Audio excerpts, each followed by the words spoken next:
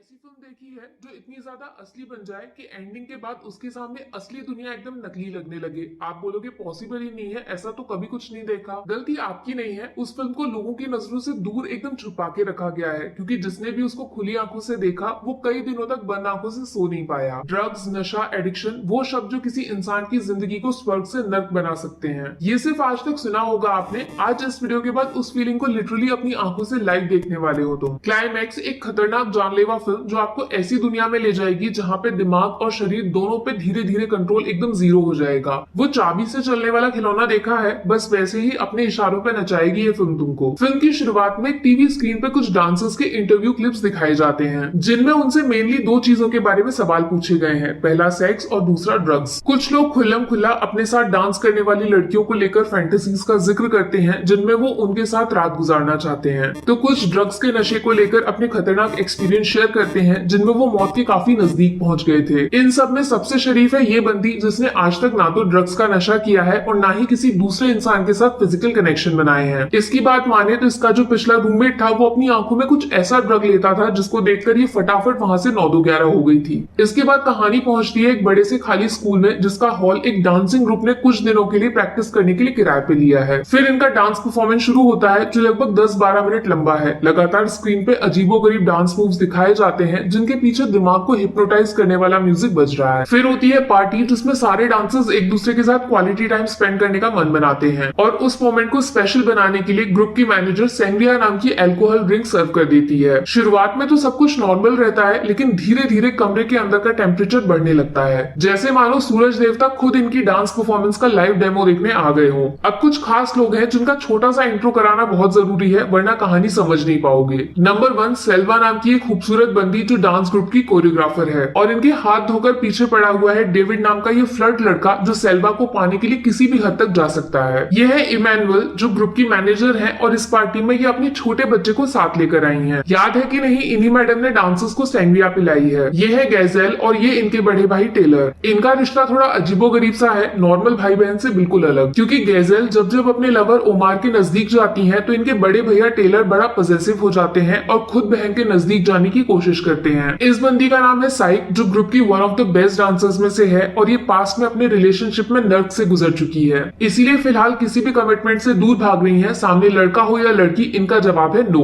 चलो अब कहानी आगे बढ़ाते हैं। वो पार्टी जो कुछ टाइम पहले लोगों की हंसी खुशी की आवाजों से भरी पड़ी थी, वो धीरे धीरे एक बुरे सपने में बदलने लगती है। शुरुआत होती है साइक के साथ, जो अपनी बॉडी पे पूरा कंट्रोल खो देती है और डांस स्टेज पे लोगों के बीच में ही टॉयलेट कर देती है, लेकिन बंदी को 1% भी फर्क नहीं पड़ता, जैसे मानो उसको कुछ महसूस ही नहीं हुआ हो। दूसरे नंबर पे गेजेल और उसके भाई टेलर के बीच में ऑल इज नॉट वेल वाली सिचुएशन तैयार हो जाती है, जब भाई अपनी बहन को जबरदस्ती टच करने की कोशिश करने लगता है, जैसे मानो उसके अंदर का जानवर जाग गया हो। तीसरे नंबर पे डेविड सेल्वा का बुरे तरीके से पीछा करने लग जाता है। जुबान पे सिर्फ एक बात, वो सेल्वा को अपने बिस्तर पे ले जाना चाहता है। एक मोमेंट तो ऐसा भी आता है जब डेविड सेल्वा को फोर्सफुली किस करने की कोशिश करता है, लेकिन वो ऑलमोस्ट चेहरे को काटते हुए उसको वहां से भगा देती है। ये सब पागलपन बढ़ता हुआ देखकर डांसर्स को शक होने लगता है कि सैंग्रिया ड्रिंक जो मैनेजर ने उनको पिलाई थी उसमें कुछ ना कुछ गड़बड़ तो जरूर थी, लेकिन इमैनुअल इस बात से साफ इनकार कर देती है, क्योंकि उसने खुद भी वो ड्रिंक सबके सामने पी थी। इसके बाद वाले सीन में उसका छोटा बेटा भी उस ड्रिंक को पीने की कोशिश करता है, जिसको सेफ रखने के लिए इमैनुअल उसको स्कूल के इलेक्ट्रिसिटी रूम में लॉक कर देती है। पूरी पार्टी में सिर्फ एक लड़की है जिसने इस ड्रिंक को हाथ तक नहीं लगाया था, सेल्वा की बेस्ट फ्रेंड लू, जिससे वजह पूछने पर पता चलता है कि वो डांस ग्रुप में ही किसी मेंबर के साथ प्रेग्नेंट हो चुकी है, लेकिन लड़का है कौन वो कोई नहीं जानता। उसकी ये बात सुनकर ग्रुप की दूसरी मेंबर डॉम उसके पेट पर लात मार देती है, क्योंकि उसके हिसाब से लू एक नंबर की नौटंकीबाज है और हमेशा लोगों का ध्यान अपने ऊपर रखने के लिए झूठी मूठी बातें बनाती रहती है। जब लू थोड़ी देर में पेट पे लगी चोट से रिकवर करके हॉल में डोम से जवाब मांगने जाती है, तो वहां पूरा नजारा ही बदल जाता है। इंसान नहीं, अब पार्टी में राक्षस मौजूद हैं, जिनका सिर्फ चेहरा ह्यूमन जैसा है, लेकिन हरकत जानवर से भी गंदी और नीच। कुछ लोग बिल्कुल पागल होकर अपने होश गंवा चुके हैं और पूरी बॉडी की ताकत से नाचने में लगे हुए हैं, तो कुछ लड़की हो या लड़का एक दूसरे को सेक्सुअली अब्यूज कर रहे हैं। जब लू उनके बीच पहुंचती है तो बाकी लोग भी डोम की हाँ में हाँ मिलाकर लू को गालियां देना शुरू कर देते हैं, तो कुछ मार पिटाई पे उतर आते हैं, जैसे मानो लू को मार ही डालेंगे। उनसे खुद को बचाने के लिए लू एक बड़ा सा चाकू हवा में लहराती है, लेकिन बाकी लोग उसको ऐसे पर्सनल ताने मारते हैं जिससे मेंटली डिस्टर्ब होकर वो खुद को चाकू से काटना शुरू कर देती है। इधर टेलर अपनी बहन के लवर ओमार के पीछे हाथ धोकर पड़ा हुआ है, वो किसी भी कीमत पे उन दोनों को साथ नहीं देखना चाहता। इसीलिए वो पार्टी में मौजूद बाकी लोगों को जाकर बोलता है कि उमार ही वो इंसान है जिसने सैंग्रिया ड्रिंक में एलएसडी नाम का ड्रग मिला दिया है। एलएसडी क्या है वो कम शब्दों में समझ लो, पहले एक खतरनाक ड्रग जो इंसान के शरीर में घुसते ही हेलुसिनेशन की शुरुआत कर देता है। खुली आंखों से सपने देखना बोल सकते हो, जिसमें सिर्फ बुरे ख्याल दिमाग में आते हैं। बॉडी में खून का प्रेशर बढ़ने लगता है और इंसान खुद की ही जान का सबसे बड़ा दुश्मन बन जाता है। बस ये एलएसडी वाली बात सुनकर बाकी लोग जो अपने दिमाग पे कंट्रोल खो चुके हैं वो उमार की बात सुने बिना ही उसको अपनी हालत का जिम्मेदार बताकर स्कूल से बाहर बर्फ में फेंक देते हैं और दरवाजा कर लेते हैं बंद। इधर ग्रुप की मैनेजर को अपने बेटे की जोर जोर से चिल्लाने की आवाजें सुनाई देने लगती हैं, जो कमरे में किसी बड़े से कीड़े को देखने की बात बोलता है जो धीरे धीरे उसकी तरफ बढ़ रहा है। वो जब कमरे को खोलने की कोशिश करती है तो पॉकेट से चाबी गायब हो जाती है।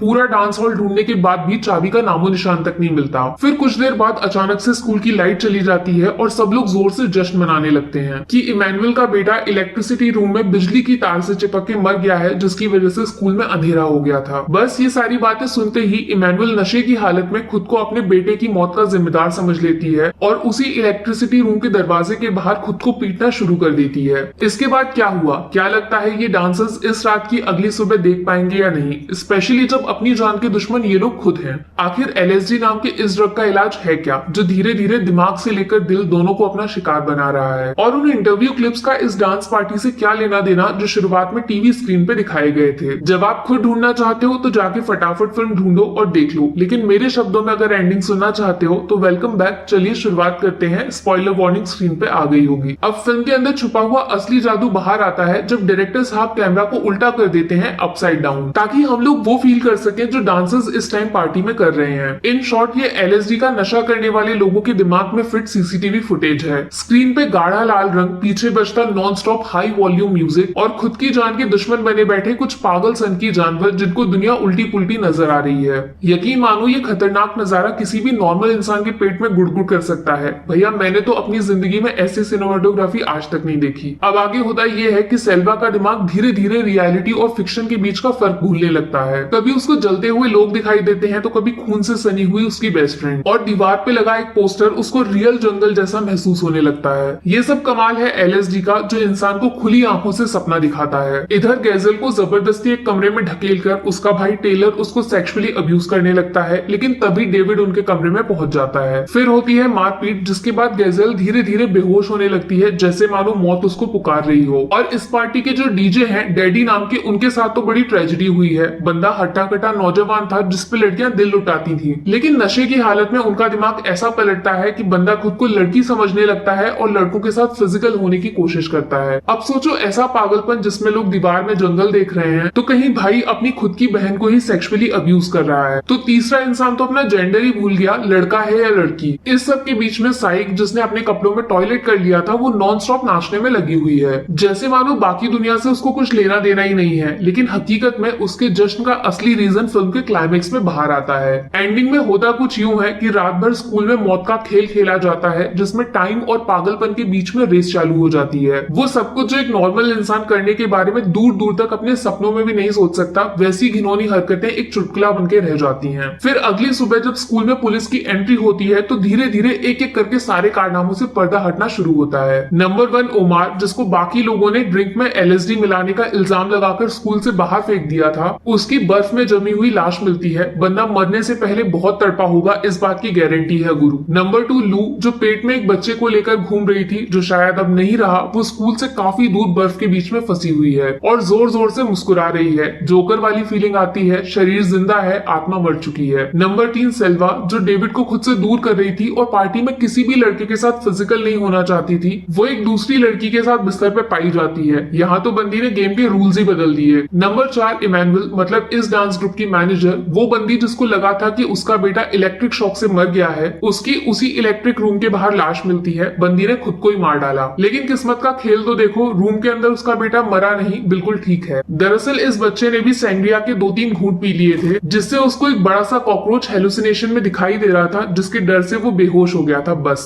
और सबसे मस्त फिल्म का एकदम एंड सीन जब रूम में किसी लड़की को नींद से जागते हुए दिखाया जाता है, जिसके बैग में एलएसडी ड्रग के ऊपर लिखी हुई काफी सारी बुक्स मौजूद हैं। ये बंदी पिछली रात की सारी बातें भुलाकर तुरंत नींद से जागती है और अपनी आंखों में किसी चीज के 2-3 ड्रॉप्स डालती है। कुछ याद आया मेरे दोस्त? दोस्त, शुरुआत के वीडियो क्लिप्स जिसमें साइक अपने रूममेट का जिक्र करती है जिससे डर के उसने रूम चेंज कर लिया था। बेटा जी, वो कहानी झूठी थी। दरअसल कोई रूममेट था ही नहीं, वो सिर्फ इसकी हेलुसिनेशन थी, जबकि ये खुद इस LSD ड्रग की दीवानी है और पिछली रात पार्टी की ड्रिंक सैंग्रिया में ड्रग इसी बंदी ने मिलाया था। तो दोस्तों, कहानी खत्म, फुल स्टॉप, दी एंड। लेकिन जाते जाते डायरेक्टर साहब की एक लास्ट कलाकारी के बारे में बता दूं, जो फिल्म खत्म करने से पहले स्क्रीन पे एक खतरनाक सीक्रेट मैसेज देकर जाते हैं। इनके शब्द हैं, death is an extraordinary experience, मतलब मौत दुनिया की सबसे खास चीज होती है। इन शॉर्ट ये बस बोलना चाहते हैं कि स्क्रीन पे जो फिल्म के रूप में इन्होंने ऑडियंस को दिखाया है वो मौत का लाइव CCTV फुटेज है। अगर नशा करोगे या फिर सेक्सुअल अब्यूज के चक्कर में अंधे हो जाओगे तो जिंदगी का यही हाल होगा।